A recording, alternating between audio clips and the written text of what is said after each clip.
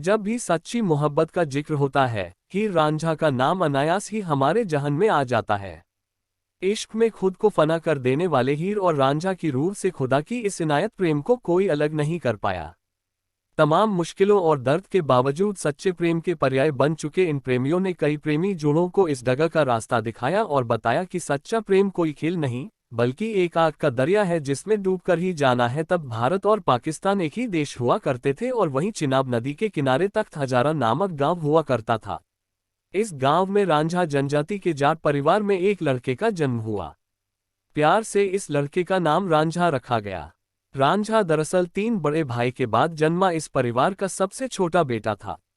सभी मिलकर खेती का काम किया करते थे और रांझा सबका दुलारा होने के कारण मस्ती में आराम से बांसुरी बजाया करता था। समय बीता, रांझा बड़ा हुआ और उसकी किस्मत ने करवट ली।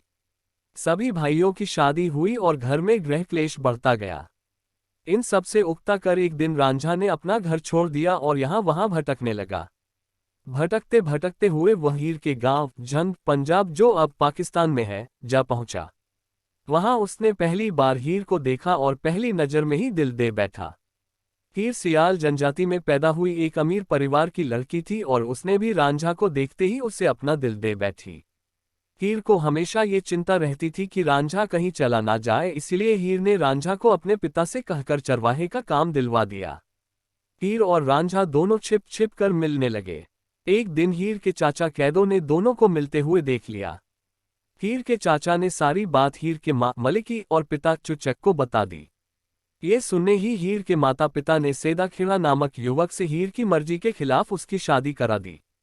इस घटना के बाद रांझा दुखी होकर कनफ्टे समुदाय के फकीर से गुरु दक्षिणा लेकर फकीर बन गया और एक दूसरे की मनोव्यथा सुनकर दोनों ने वहां से भाग जाने की सोची।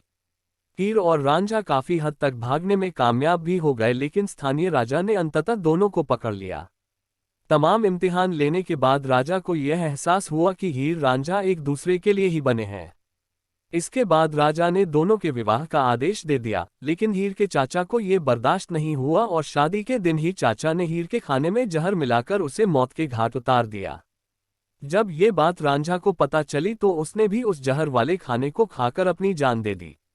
आज भी उन दोनों की याद में वहां मजार हीर रांझा की मजार झंग पाकिस्तान मौजूद है, जहां लाखों लोग अपने मन में सुखी जीवन की कामना लिए जाते हैं। अब आप जाते जाते एक लाइक, कमेंट और चैनल सब्सक्राइब कर दीजिए।